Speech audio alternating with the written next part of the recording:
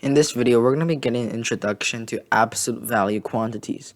So right here we have the absolute value of A, where A represents all real numbers. So what is the absolute value of A?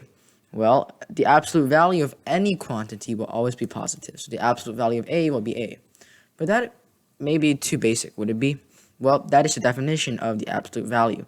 Whatever is in the absolute value will have an outcome of a positive integer or quantity. And what can we say about this A? Well, we can say that the absolute value of A can be either three answers. It could be A, it could be 0, it could be negative A. And oftentimes when students see this type of notation, they get confused by saying that, well, does that mean that the absolute value A is equal to a negative quantity? Well, this is where it gets involved with A's restriction. A absolute value will only be equal to A if A is greater than 0, whereas it's 0 when A is equal to 0, whereas it's negative A whereas A is less than 0. And then when people see this third term right here, it is often the most difficult to understand.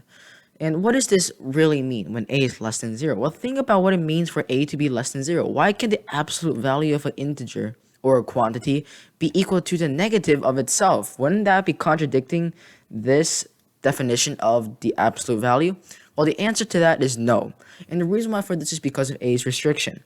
Remember what we define A to be. A is less than 0. So by nature, any number less than 0 will be already a negative quantity, such as negative 1, negative 3, negative 5, negative pi, negative e, negative 0.1, whatever it is. As long as A is less than 0, it by itself will already be a negative quantity. So a negative of a negative quantity will be equal to the positive version of itself. Same thing for a negative of negative 3, same thing for negative of negative 5, negative of negative pi, and so on. That is why we have established this condition that negative A can be the result of the absolute value of A when A is in itself less than 0. So these are the three outcomes that a absolute value can be. And why is it important to understand these three conditions? Because didn't I just say that the absolute value of any integer or quantity is positive? So why need to know these three definitions? And the reason why for this is because they are necessary to help us solve absolute values. Let's say I have the absolute value of x minus 3 is greater than 2. How am I supposed to take out this absolute value symbol? Whenever you're dealing with absolute value quantities or problems like this, always break out the absolute value.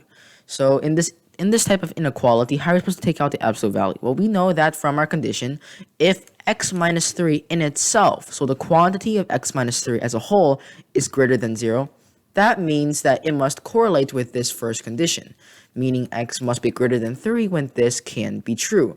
So x minus 3 in itself, since it's greater than 0, will be equal to A itself is greater than 2, hence x is greater than 5.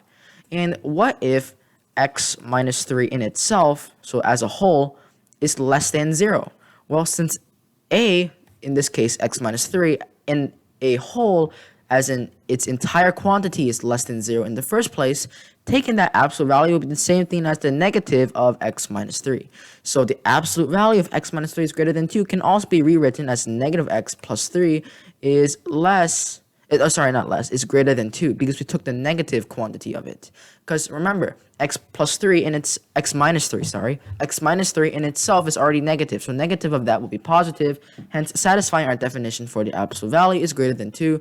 Hence solving for x, we would obtain negative x is greater than negative 1, and since we're dividing both sides by a negative number, we must change the absolute value symbol to be x is less than 1. So the two possible scenarios are when x is greater than 5 and when x is less than 1 in order to make this inequality true and the solutions to this question. So that is an introduction to absolute value.